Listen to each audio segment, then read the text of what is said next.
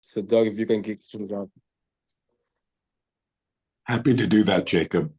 Thank you, and thank you, everybody. My name is Doug Brunke. I'm the founder and CEO of Global Chamber. Our focus is on helping leaders have greater impact in the world. That usually ends up being business leaders and entrepreneurs and young global leaders and our community be more successful in some way. It's not usually shortcuts, although warm connections and knowledge and other support feels like a shortcut sometimes. But I think we all know that it ends up being very often a slog, hard work. Not necessarily a lot of people seeing all the work that you're doing. In fact, that's very rare. You spend time, all of us do, alone and in smaller groups, working very hard and sometimes questioning your sanity, sometimes, or at least I do anyway, and wondering, is this the right path? So I hope all of you continue to connect up with the Global Tribe, the Global Chamber, and the community here, and people like Jacob is so supportive and so much in the moment to help and support you that I encourage you to continue to get involved. That involvement extends over to a variety of different areas, including nonprofits and global nonprofits. And so, Jacob, thank you for leading us today on this journey and this conversation. It happens to be February 22nd. This is a special day for my family because this is my father-in-law's birthday. He was born on February 22nd of 1922, 2/22/22. He is, and speaking with my therapist, she always says, channel Harold. Harold, my father-in-law, was a Marine who fought in World War II. He went island to island. He came back from the war and he never spoke about it. He was very humble. He was an amazing man. He was always kind, never said a harsh word. It's my personal inspiration. Jacob, you're also one of my inspirations because you are so focused in on helping people, and it's so obvious that you're in the moment. So keep up the great work. Thank you for pulling us together. We look forward to the conversation today. Wow. Never had an opening like that before. Thank you, Doug, so much. And it really is an honor. Like, this is sort of a full, this will always be a full circle moment, but this event specifically is so important to me, is just as a way to connect social impact and nonprofit leaders and the business. My first Global Chamber event was a League of Global Nonprofits where Siobhan from Growing to Give was presenting. And that was June of last year. So it's getting up to a year. But I want to say, hey there, global change makers, and officially welcome you to the League of Global Nonprofits, hosted by the Global Chamber and moderated by myself, Jacob Dietz. I'm the CEO and founder of Kalimo Collective. And I'm thrilled to see all of you global citizens, passionate leaders, and champions for brighter tomorrow gathered here today. This event is all about collaboration, connection, and igniting the power of collective impact.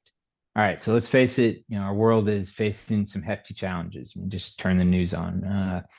From environmental concerns to humanitarian crises, social injustices, and economic disparities, there's no shortage of issues demanding our attention. But amidst these challenges, there's also a wave of incredible people, not only the people presenting today, but all of you. This is where the Global Chamber really comes in. We're not just, as Doug was saying, we're not just a business network. We're a collaborative force for good. We connect passionate individuals and organizations with the resources, support, and connections they need to turn their dreams into reality. And today that reality gets even more exciting. So we have a fantastic lineup of nonprofit and social impact champions joining us from across the globe, literally. These organizations are tackling some of the world's most pressing issues with innovative solutions, unwavering determination, and a whole lot of heart. But before we dive in, we're kicking things off with this thing I'm calling the evolving lightning round. So get ready for a whirlwind of inspiration, in bite-sized chunks. Each organization will have a few minutes to showcase their amazing work, share a success story, and really let us know how we as the Global Chamber community can support their mission. I ask you to please just jot down questions, or you can write them in the chat. So when presenters are done, maybe they can address them. And we'll also have a Q&A session after the panel we'll have. So grab a cup of coffee or some of your favorite tea, maybe popcorn, because we're about to learn, connect, and ignite the power of change together. And so, as I was talking about this lightning round, so what is it? It's not going to be your average sightseeing tour where it's, on the left, it's this organization. I went right. Sorry, you're left, maybe. No, today we're getting a rapid fire dose of inspiration from some incredible change makers. And this year we're like really trying to spice things up in a lot of our events, especially here at the League of Global Nonprofits, with this evolving lightning round. And so think of it again as a high energy exchange where we learn about these amazing organizations and explore ways we as the Global Chamber community can support their missions. And so the way it's going to run is you'll have about 5 minutes, take the stage. You're going to be covering sort of the core mission, who they are and what drives your passion, a success story, love success stories, hear about one impactful moment that embodies your work, and a call to action. What's a specific challenge that you face, and how can the Global Chamber be a game changer for you? All right, so now I'm gonna have a little fun. In a world facing uncertainty and injustice, a league of extraordinary change makers arises. Sorry, had to throw that in because that's who everyone here, that's their heroes. And so we have tons of heroes presenting here today, including Eyes Open International, and they are defenders of liberty. They're freedom fighters. They're dismantling the dark forces of human trafficking, empowering communities to break the chains. Following Eyes Open International, we'll have Growing to Give. There are guardians of resilience with innovative solutions and a passion for sustainability. They're ensuring food security and abundance for all. Next up, we'll have Kitcheny Gardeners Initiative based in Uganda. There are eco warriors of tomorrow. Young change makers are sowing the seeds of a sustainable future through agriculture and climate action. Following them, we'll have the Business Hospital, and there are masters of organizational health. They're diagnosing problems, prescribing solutions, and revitalizing companies from the inside out. And we'll finish up with Technology, Innovation, and Law, TIL. They are protectors of invention. They're unlocking the potential of ideas, safeguarding innovation, and fostering global progress. All right, enough of me talking. Let the evolving lightning round begin. Harold, the floor is yours, my friend. Thank you, Jacob. Thank you, Doug, and thank you all, friends. I'll just dive in straight to the point is that I'm a survivor of labor trafficking and debt bondage in the United States of America. And like Jacob, what he said, I'm not a hero, I'm a zero. I started from zero. I always say that I'm a common man, I'm a failure, and I'm a sinner. Having said that, what my family went through, and that is made me realize that humanity plays a very big role. Every individual on this planet is a game changer. Every individual on this planet is God, and he or she can change the outcome of any crisis if they desire. So I was very much inspired by my older son when we went through a rough phase, and he told me, or he showed me the secrets, the law of attraction. I saw the documentary, and that is when I changed. I always say, change your thinking, change your life. I was at a threshold end where I was as good as homeless. But I always share today that we need to be the voice, courage, hope, and freedom for all the victims, survivors, vulnerable populations, and community members all over the world. So Eyes Open International took birth when I was appointed by President Barack Obama at the White House in 2015. And I was inspired that I should start a non-profit, or which I had no clue. But today it's a blessing. I think somebody was, I think maybe it was on this particular global chamber, that Rome was not created on one day. So same way Eyes Open International was not created on one day. Every day we are building, every day we are growing, every day we are connecting. I always talk about 7 C's in my profile. Is that number 1 is collaboration, number 2 is connection, number 3 is communication, number 4 is commitment, number 5 is creativity, number 6 is compassionate, and the last is the change. Always talk that as the 7, like the rainbow colors. So today, I'll just say that we all should connect. I always say teamwork makes the dream work. I'm not here to compete. I am a student of life. I'm learning every day. So I'll be very honest that you just don't need money to start anything. And when I started this nonprofit, right, in 2016, till today, friends, I have not even generated 1 penny from grant making. But I started preaching, I started practicing, we have started helping people all across the globe on prevention, education, protection, and empowerment to victims and vulnerable populations. I have seen a lot of people commit suicide. I was on a call today early morning, and some 10-year boy committed suicide. And back in India, I was there last month. A 23-year-old from an affluent family committed suicide. So I always tell, suicide or silence is not a choice, option, or solution. So today what we are doing and what support, how we can connect is that I always say that you can follow Eyes Open International, whatever organizations you are working for, ensure there is humanity, there is no exploitation, labor exploitation, or sexual abuse. We even support or empower LGBTQ community. I do not discriminate. I'm not biased. So I always learned one thing in life, that caste, color, creed, power, or nationality does not matter. I'm an ambassador for the United Nations. Better late than never. I didn't know the 30 articles. And today I'm an ambassador for that. So like Article 4 says no slavery. Article 5 says no torture.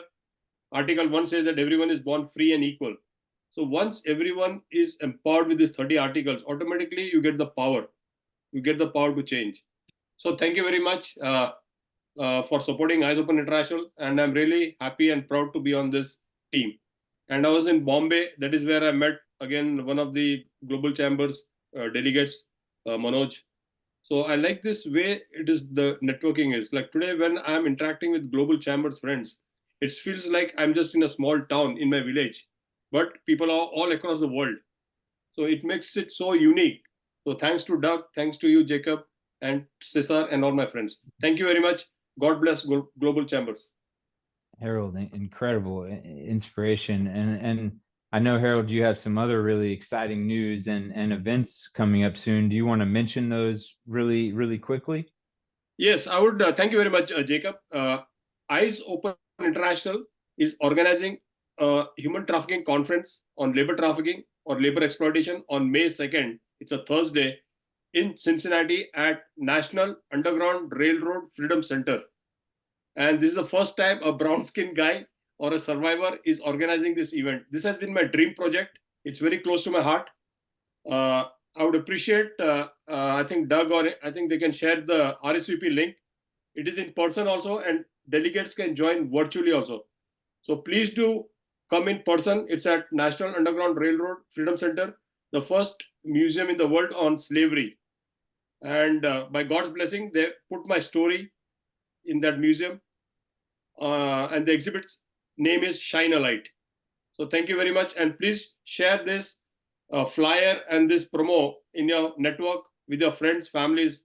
So this can help somebody's life, or it can prevent somebody from becoming a victim of human labor trafficking. Like what Jacob said in the beginning, there is so much political instability all across the world. There is so much friction, like a war going on. So people are trying to move from one country to another, not knowing that he or she can become a victim of labor trafficking or sex trafficking. Thank you. Thank you, Harold. And yeah, I'm excited for you in that event and all of these, incredible things that are happening for you right now in your organization. So to keep the theme of the lightning, boom, boom, boom, bang, bang, On to our next presenter, Siobhan Shaw from, she's the co-founder of Growing to Give. Would love to pass the mic over to you, Siobhan.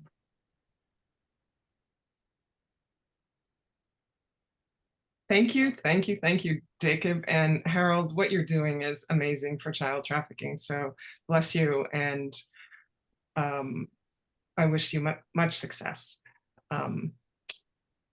Jacob, last June, I was on the League of Nonprofits, and here I am again. And so I'm going to give you all an update. Now, if I can present my screen, I can show you some pretty pictures as well, over and above what's behind my head. And I'm really just thrilled to be back to share and to see some familiar faces, and a colleague of mine, Irene Nagudi from Kachini Gardeners. So we've had an exciting year at Growing to Give, building our main initiative, which is called Strengthening Community Gardens Across America. And let's see if I can present that. Can you all see that? Is that a yes? No. Not No. yet. Okay. That's it. I might have to go without. And if you can send it, if there's a way you can quickly send it to me, and I can while you're talking, I can bring it up. I can try to Sure. bring it up. Your email though, Jacob, I don't know. I don't have your email. Yeah. Okay. Siobhan, you can send it to me and to Elisa also. Well, Elisa at least can support with that, just in case. Okay, just a minute, everybody. I have Elisa's here, right here. Let's just. And while we're waiting to see these amazing pictures, I want to give a quick shout out to a new member in Pamela Ruiz and the organization she represents, incredible organization, Intelios. So just want to give a shout out and say thank you for coming and being a part of this. Thank you. So I'm ready, and if Elisa has some pictures to show, that's great. I'll just, I won't take up much more time. So our core initiative is called Strengthening Community Gardens Across America. That's what we started with. And I look back to many, many years ago in my notes, and we were trying to do a similar program. And now we're actually doing it. And it's very exciting. And it is to foster food security, sustainability, and resilience in local communities. So helping the local community farms and gardens become more sustainable in their agricultural practices. And it's driven by a belief that we think everybody should have access to fresh food in their communities, and that by having that access and being able to grow their own food, we lessen the pressure on the food systems, and they're breaking if nobody actually sees that when they go to the grocery store. You'll notice that it's breaking. So basically, what our most impactful aspect of the year was, we recently were recognized as one of the top 48 participants or applicants for the largest environmental prize in the world, called the Food Planet Prize. It's a $2 million prize, and we're in the top 48 chosen applicants. And we're very excited about that because of the validation it gives our program, Strengthening Community Gardens Across America, and it's expanded to Africa and the Caribbean. These are regions that have reached out to us. They all understand the challenges with food security. They've been faced with it for generations. In the Caribbean specifically, the pandemic really shone a light on it, to use Harold's expression, that when the ships stop running or the trucks stop rolling, there is no food, and it will be the survival of the fittest. So the more that we can teach a community to be resilient in growing their own food in any way, shape, or form. It doesn't have to be with the systems that we use, but it is a matter of helping communities by developing community farms, enhancing existing ones, making them more resilient, improving their yields by 2, 4, 10 times. And we do that with our tomato volcanoes. And I wish I could show you pictures of them, but maybe later we'll get that working. And they're a really cool system that grows a lot of fruit over a season. And then, of course, what's behind me is part of the Crop Circle Farm and Garden Systems. And we have a special license from the inventor, John Kendall of New Leaf Technologies. And we're the only nonprofit in the world that has the rights to use this in our program. And it's the core aspect of it is reducing water waste, and it really does. There's an irrigation system within the spiral design that really stops any water waste, like virtually zero water waste comes out of this irrigation system, but it provides the nutrient and the water needed by the plants and at the right amount for the right time. And the spiral is just inspiring to be in and to work with. It produces a tremendous amount of food. And so we were very excited to be mentioned and in the running for the Food Planet Prize. We'll find out in July when the winner takes all, $2 million. So if we win, I won't be answering my phone for a little while. But definitely we're here to help anybody that needs our help. And Kachini Gardeners is one of our partners in Uganda. And we are co-writing grants with our partners. And Irene and I and our teams wrote a grant recently to send 40 Crop Circle garden systems to Kachini Gardeners, so that then Irene and her team can teach the children how to grow food sustainably, to help add to the to the meals and improve the nutrition of the meals that they have. And so I won't take up any more time today, but thank you to Global Chamber, to Doug, to Cesar, to Jacob for inviting me to present again today. No, thank you, Siobhan. No, it's just I love innovators and people that are taking creative and imaginative approaches to impact, and food is the foundation for everything. And so I commend the work that you're doing. And yeah, check out our web. I put the link to the website. Awesome pictures and a lot of great information. And so, speaking of Kachini Gardeners Initiative, I'd like to now pass the mic over to a new guest, Irene. Welcome, Irene, and we'd love for you to share your work. Wow, thank you so much, Jacob. And thanks, everyone. It's our first time, and I'm really excited about it. Let me share my screen. Okay. Can everyone view my screen? It is, yeah, it's loading. Yep. I'll share a few slides. Initially, we thought we had 10 minutes, but I'm going to be really fast at everything. So we are called the Kachini Gardeners, and we do work with children, basically. And we believe children have a right to have food amidst the climate change impacts we're facing. So we have this question we always pose around to different people. Did you know without food security in the area of climate change, our children will not have a future? And we do believe that if we do not act today, children will not have the opportunity to enjoy the benefits we've enjoyed ourselves. So that's why we do exist.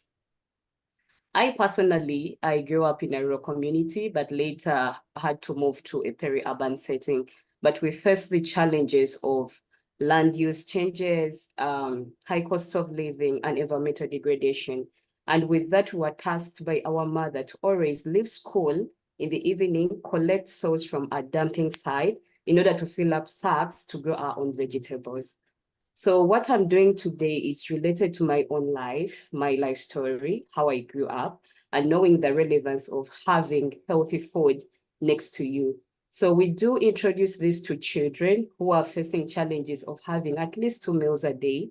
And we are like, we can do something about it. We can start with schools, even your home, so that you know that it's possible to have food just within your compound.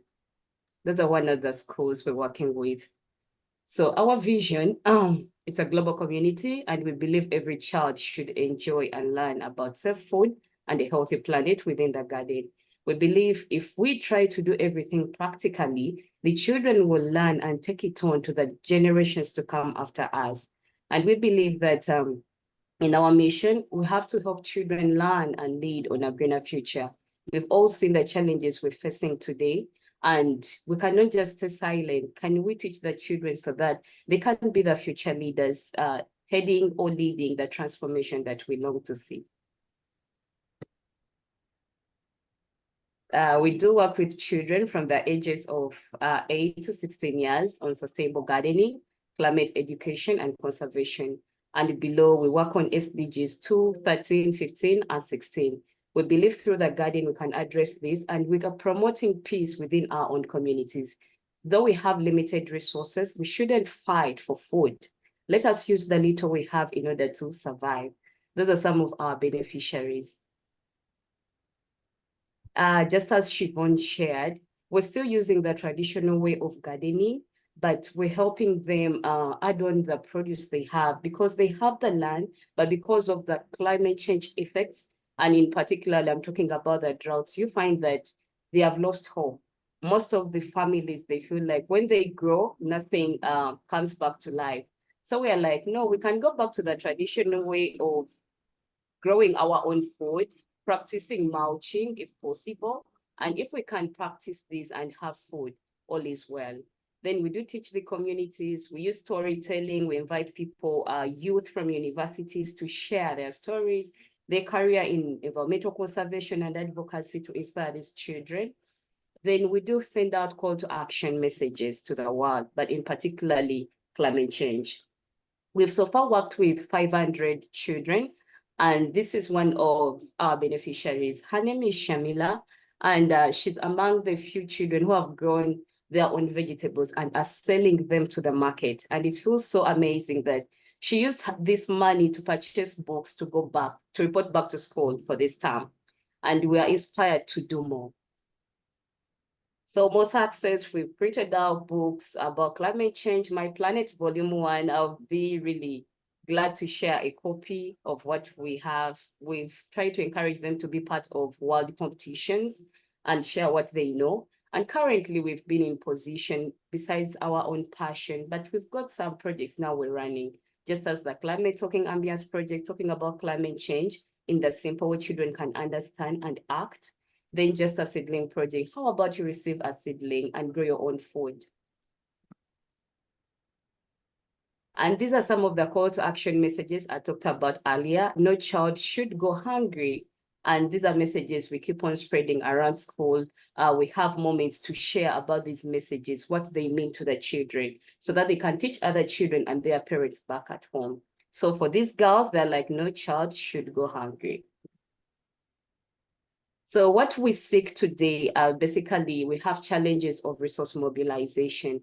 And one reason that's why we're working with Siobhan to help us have this crop circle so that people can understand that innovative ways of farming, technology is really key in securing the food, in having food security within our communities. So we're seeking partnerships, people working in the same area, agriculture, with children. Kindly step on, we're willing to work with you. Then we're also looking forward to having our own resource center, and we are aiming at having, for starters, 1 acre piece of land to establish this where children come and learn, students from universities, youth, they come and experiment different projects that can help solve the challenges of our communities. Then we're also looking towards establishing our own office. We are tired of people always asking, okay, where can we find you? At times it's tricky. But we're hopeful we shall have that in place. Then those are social media platforms, the website, Facebook, everything. And the message they are sending out, we are the future leaders. So what they want, can you help us? We are the future leaders, you and I, we can do this. Thank you so much. Oh, wow, Irene. No, thank you. And I just have to say the photographs in your presentation are amazing. I mean, they tell, not only is it just like a high quality photograph, but it's just like they tell a story in of itself. It was almost like they were alive, like a live photo. And so thank you, and thank you so much for sharing. And next we have another new Global Chamber member, and I'm really stoked to hear about this organization and the work that Dr. Baker is doing with the business hospital. And so, Dr. Baker, I'd like to pass it on to you. The floor is yours. All right. Fantastic. Thanks so much, everyone, for joining. Fantastic stories. Everyone's making truly great impacts globally. So thank you for those contributions. I'm the owner of the only business hospital in the world. It's exactly what it sounds like. It is literal. It's not metaphorical. It is not marketing. I invented this industry roughly 8 years ago, and I'm going to share my screen very briefly. And on this screen, you will see my website that everyone can see. But there is one image on this website that's really important. It's just like a medical physician looks at the body. This is how we look at business. There are 22 different metrics that every business needs to have in order to be healthy. And so with that, we have standardized that level of treatment. We call that the business health index. We also have an investment health index. Those two indices are our primary methodology for providing our treatment. It is identical to where if you had an issue in your body, you would go to your medical physician or your medical doctor, and they would draw your blood or they would give you a physical. Our work is identical to that.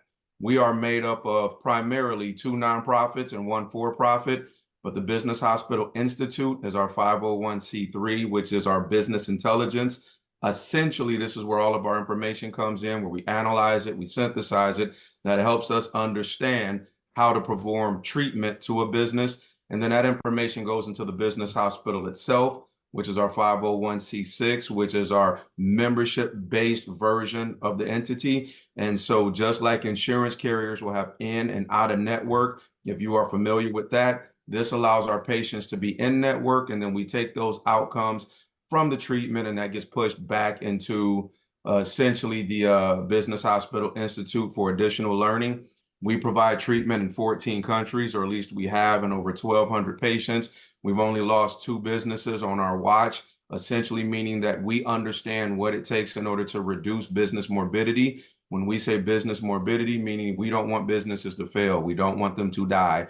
We want people to launch their businesses, run them very well, be in control of those businesses, and it's our job to provide the treatment that allows you to do that. So I do that with my practitioners, my team of practitioners that all specialize in something different than myself. My first PhD is in business and leadership, so I am a general practitioner. My second PhD is in engineering and artificial intelligence, which I'll be done with in a few months. And so in that, I typically see all levels of problems, but we've got finance, we've got marketing, we've got digital, we've got tech, all of those different areas that a business needs to be healthy and sustainable. We have a practitioner for, and we have 15 hospital wings, which are other companies that are contracted to us to help us provide the services that we need assistance with. So for an example, if there's legal woes, international woes, we have wings that help us provide that level of treatment. We also have a pharmacy, and a pharmacy are other companies that service medication for us. So when we prescribe a treatment, another company becomes the medication to help that small business. So pretty much, if you can think of it, we fix it. There's nothing complex. We are not a consultancy. We're not business coaches. We invented business health. So therefore, every business could have a right to make sure that their business can exist, can be ran well, and can be protected in a measure that they can control.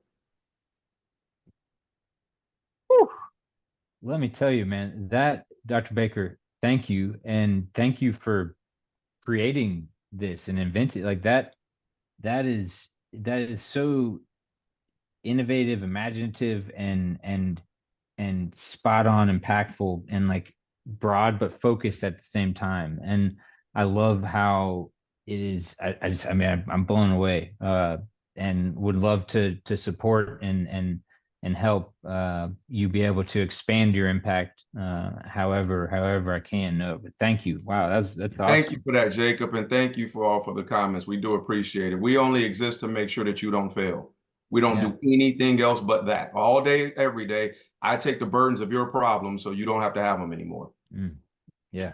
I'm like Chris. How can I get in? That's awesome. And yeah, so yeah, I want to. Dr. Yan, do you want to ask a quick question? Yeah, I got a question, Dr. Baker. Thank you so much. This is amazing.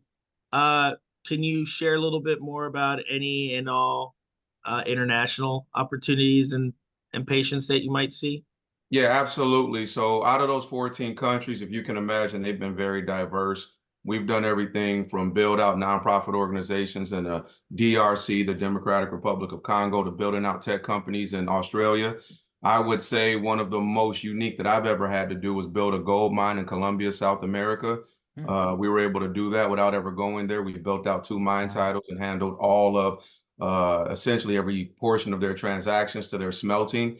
Another one I think is very important is that we kept 52 manufacturing entities from closing during the pandemic in Brazil.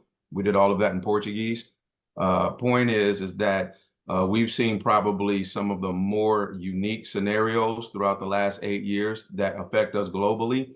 And what we've learned from that is that really all businesses are really identical. We think they aren't, but they really are. For an example, we got a lot of faces on this screen right now. We got a lot of nationalities, we got a lot of cultures, but guess what? Bones are bones and blood is blood. Hair follicles are hair follicles, skin follicles are skin follicles. It's all the same, you know. And so as we're out here fighting for freedom, or we're fighting to make sure that people have clean water and that they have food to eat, that's because we're all the same. If we don't have love and if we don't have shelter and we don't have anything to eat, we got a problem on our hands. Well, guess what? In business, if you don't have a sales cycle, you don't have a revenue generator, you don't have a mechanism of delivery, you got a problem on your hands. So in that instance, we fix it all. Thank you so much. Thank you, Dr. Rodman. Thank you. And great question, because that was sort of what I was thinking too, is like where's the footprint internationally? And so awesome. And so I want to, and we might switch away from the panel. We'll sort of gauge what everyone thinks. I want this to be dynamic and adapt to and tailor to y'all. So we'll see if we want to use the time at the end for panel or open it up for questions for everyone. And so want to give our last presenters a chance to present. And so want to pass over the mic to Technology, Innovation, and Law, TIL, our protectors of invention. So the floor is yours. Thank you so much, Jacob. And thank you for inviting us to such a wonderful league. And I want to commend everyone on such an amazing pursuit and mission. So my name is Tree Nguyen. I'm the Aspiration Support Leader over at Technology, Innovation, Law. I'm here filling in for our CEO, Christopher Bennett. He's on a flight right now. So he does have a special message he recorded for y'all. If I can share my screen real quick. Yeah. Okay, is it working? We see your background. What about now? We see the window with the image, or the video. With the video. Yeah. Okay, let's see. Hi, this is Chris Bennett of TIL. Perfect. It's a pleasure to be sharing with you as a part of the Global League of Nonprofits. TIL is a social enterprise with a core mission of democratizing intellectual property rights for entrepreneurs and creators from historically underrepresented communities. We've used AI for this presentation because it both presents an opportunity and a risk as we work with clients to try to pursue their aspirations. So let's start with the story very briefly. Second from left is my uncle Wally Bennett. He's reported to have written a hit song. It should have been worth $1 million in the 1960s, but because he didn't understand intellectual property rights, especially copyrights, he didn't realize any generational wealth and no family value royalties and compensation to hand on to generations. We found that addressing my uncle's problem would also address 4 of the United Nations Sustainable Development Goals related to economic opportunity, innovation, inequalities, and partnerships. So that positioned us to invest over 5 years of research as a social impact law firm to understand the opportunity and to look at how we could use tools like artificial intelligence, as well as use our research from the National Science Foundation to serve this opportunity. What we did at the beginning of this year was then take the technology out of that firm and launch it as a legal tech enterprise called TIO Group. And that's one of the reasons we're here sharing our knowledge experience with you today. Focus is really on something I'm going to call instant copyright, if you will, where if you have original creative expression, you put it in a medium that's tangible, like a piece of paper or a picture, and it is something that you've invested enough original creative expression into meet the standard. You will have what's called a common law copyright in the United States. That gives you legal protection on copying and distribution in your home area, whether it's a state or in the District of Columbia. It also positions you to use international treaties to pursue your aspirations. For example, we want to position our clients as success stories to be like Sivan Himby, a formerly justice-involved entrepreneur who did his time, formed a retail clothing brand called Money Over Nonsense, and is being supported by common law copyrights and trademarks and other solutions to build his brand and position him to go to higher levels of property protection at the right time. Sivan is an example of how we help to make it easier to protect intellectual property rights and also to prepare to monetize them. On the protection side, we have another client that had a small e-commerce platform for clothing. Was attacked by a $2 billion sports franchise trying to eliminate the client's trademark. They brought us in and we were able to successfully defend their rights to the trademark. Interesting point on the monetization side, they received an offer for that trademark afterward. That is an example of protection and monetization. Last but not least, in the upper right-hand corner, you see our client, Dr. Akram. We've worked with him previously for a few years to obtain a license to operate in new markets. And last year, Dr. Akram brought us in to support him in creating an opportunity to sell his organization for quite a bit of money. That's an example of monetization. Specifically, what this common law option gives you is the ability to access treaties like the Berne Convention, which has 181 countries around the world of the total 195 that are signatories that will give you some credit in recognizing your creative expression once it's reached that common law standard. And as I mentioned, you can go to higher levels of protection. So what we're doing is reaching out to audiences who have unique stories that may want to consider copyright protection. We're raising their awareness, giving them access to options, making it affordable, giving them the potential availability of a return on investment. And that work is being done by people that you see on the screen. These are alumni as well as current TIL members. And our ask for you today is we want you to help us find 100 people to test the software technology that we built on our research and on our initiative and our actual client experience with our single software legal tech industry, TIL Group. Join us in this battle to uplift entrepreneurs who previously didn't have an opportunity to use intellectual property rights so that we can use their creative expression as one energy source to help make the world a better place. Now, my colleagues will answer any question that you have. Thank you. Take care. And there'll be some videos in the chat that show how we use AI to raise awareness and other things. Goodbye. All right. Thank you, Chris.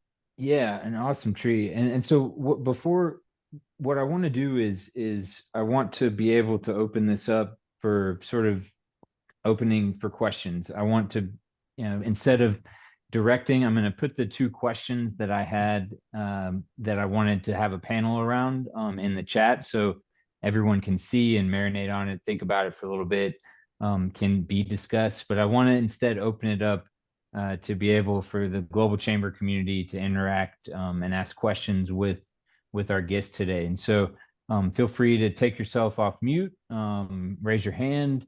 But yeah, let's open it up for some questions.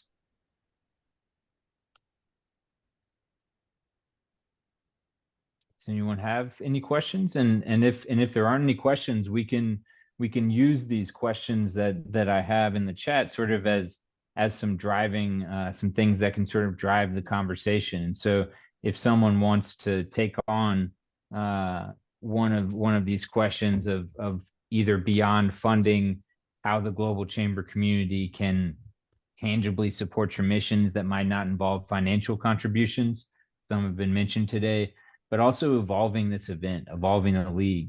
How can we make this time not only more valuable for our social impact leaders and nonprofits, but also for our global community, Global Chamber community. So would love to open this up and for anyone to contribute.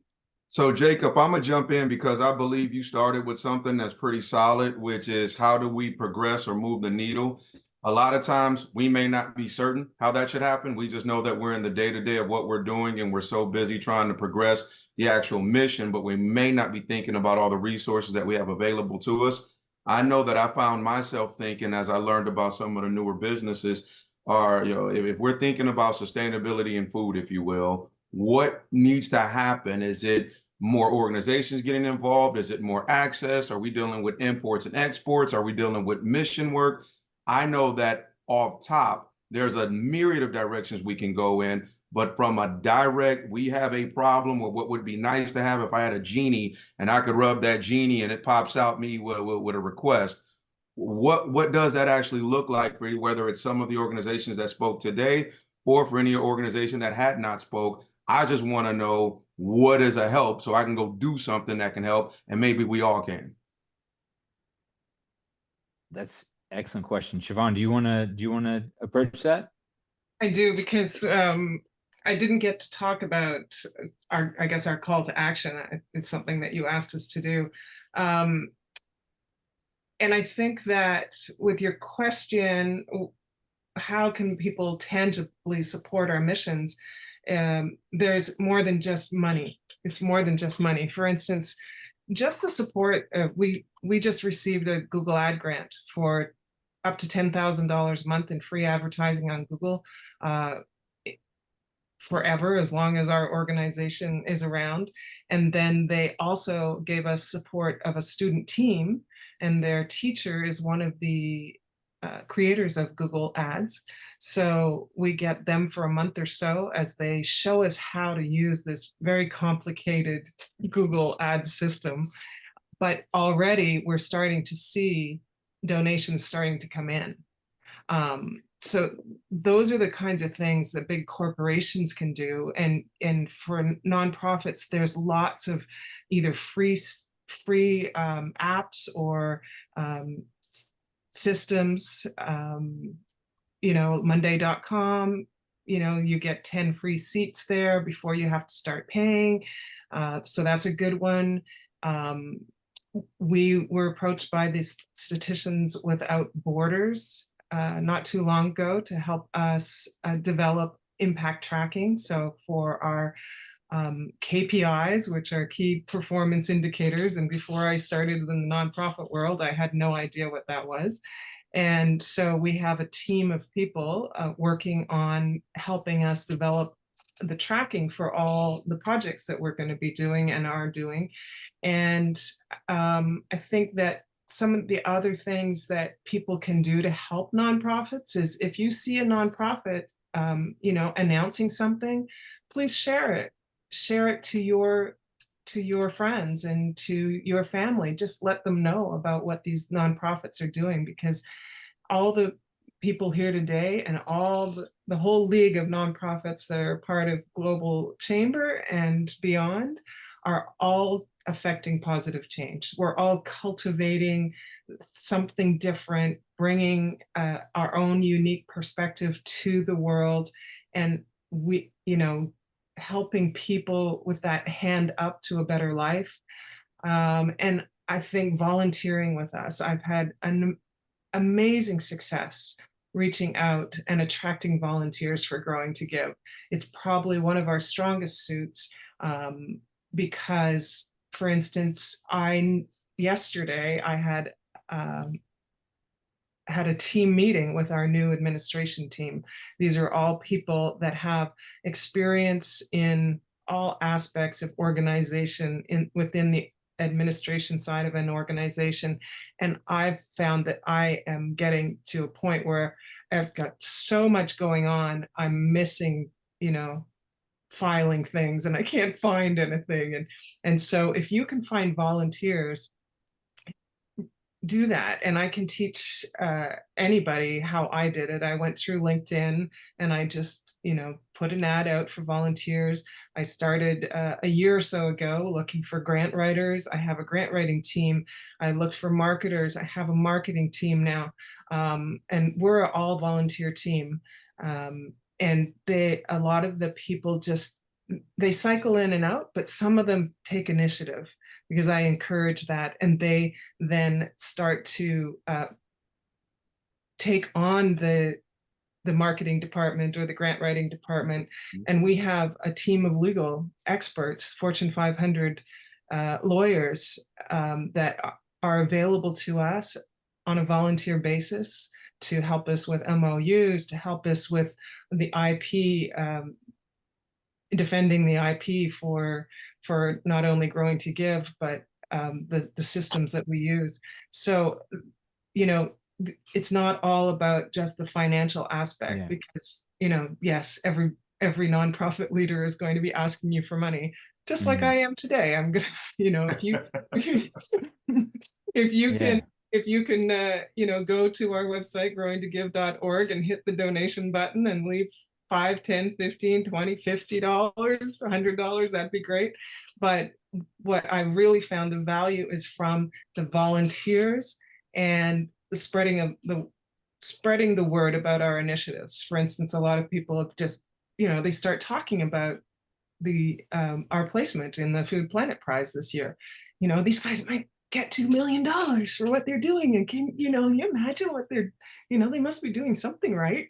They get that kind of attention. So just help that way. That's and if I could add on to just the volunteer aspect real quick, and then I want to give it back for any of our guests to ask one final question for closing, is the value of volunteers, the economic value is, each I was looking at this organization in Shreveport, and they worked up the amount of money, based on a volunteer hour. And there's so much value that nonprofits bring that is not seen by funders and donors. And so make sure you make an emphasis to express that value and the fact that the work couldn't be done without those volunteers. And so would love to open up for one last question before closing. Anybody have any final thoughts from the panelists today or our guest questions? Yeah, I just want to add, Jacob, is that I was doing a presentation a couple of years back and how people can donate. It's not about money. People can donate their professional career. So one gentleman after my presentation came and gave me his business card and says, Harold, I'm a lawyer. I work on immigration. If there is any survivor, especially immigrant, I can file for his U visa, T visa, permanent residency card. And he has done it. So I was quite touched. And there is a doctor, like Dr. Scott Silverstein, who does dental free for survivors, because many of them do not have medical insurance. So there are ways and means of giving back to the community with your professional career. You don't have to give any money. So this is just a thought I wanted to share, like what Dr. Baker said. So thank you very much. Awesome. Thank you, Harold. And I'll and Irene, do you want to finish with one closing thought? Yes, actually, I'm also thinking within this global chamber, if we can be helped out with recommendations, because stretching out my work in the first place, people saw what I was doing, and what they had to do was to recommend me for a Change Makers program. And it was through that program that it was during COVID, but I managed to reach out to 100 children, supporting them with food gardens right within their compound. So I feel like also the recommendations from this circle, it could be really amazing. Try out this. I believe it can work for your organization. Do that, things of that stuff, so that we keep on learning and tapping into more opportunities. Thank you. Awesome. Thank you, Irene. Yeah, Siobhan, one last thought. One last thought is partnerships. We can collaborate with each other. Everyone here can find a way to work together. We could actually work together as a collective of Global Chamber League of Nonprofits, and help each other by supporting each other, sharing our logos and websites on social media, highlighting things like Irene's win with the Kofi Annan Changemakers program a few years ago during the pandemic. You know, we might not see a connection right now, you know, child trafficking and Growing to Give, how does that work? But, you know, I'm sure there's a way just to help each other.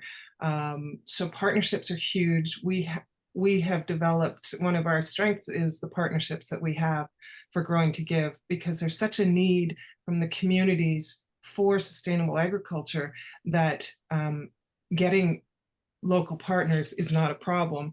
The funding is the problem. And that is the biggest challenge.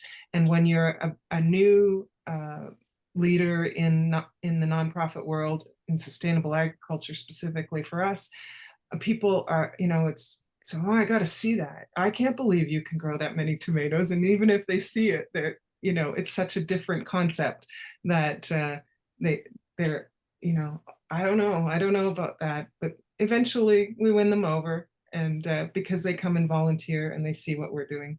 So. And yeah, thank you, Siobhan. And on that note, it's like just what everyone's been saying, the challenges we face are really complex, but the solutions lie in collaboration, connection, and taking action, not an auction of action. Here at the Global Chamber, we really believe that every single one of you has the power to make a difference, whether it's volunteering your time, sharing expertise, or simply amplifying the message of these amazing organizations. There are countless ways to get involved. As usual, we'll send out a follow-up email with the recording, ways to stay connected with the Global Chamber, and links to these organizations. You know, together, let's make the League of Global Nonprofits really a force for positive change across the world. Let's share this event on social media, tag us on LinkedIn at the Global Chamber, and use the hashtag League of Global Nonprofits to keep the conversation going. I want to thank you once again for joining us today, our panelists, all the audience. I really appreciate you taking your time to hear some stories and learn ways to support these organizations. And so on that note, we'd like to pass it back to Cesar or Doug to close us off for the day. And then we can stay on, we can end the recording if that's all right, if there's nothing directly after this. If people want to stay on to chat and interact with each other, ask some more questions. Thanks so much. Great conversation. Love the way you pulled it all together, and I love the call to action to take next steps to continue the progress and to advance the progress. Cesar, did you have any comments? Thank you, Jacob, and thanks to everyone that presented today. It's always great learning more about you, especially Dr. Baker, because he's a new member, and we have a conversation. I think it was last week that we had a onboarding call with Larry. I said you need to be in the nonprofits call, so I'm really glad to see you here. We already have a date for the next one. It's going to be on June 14th, and we already have like 2 prospect speakers. So Jacob, I'm gonna follow up with you on that. But everyone, make sure you save the date. It's June 14th at the same time, 11 a.m. Eastern Time, 8 Pacific. And so we look forward to continuing this conversation and helping as much as we can. So thanks again, everyone. Thank you. Thanks, everyone. Have a great Thanks, weekend. Cesar.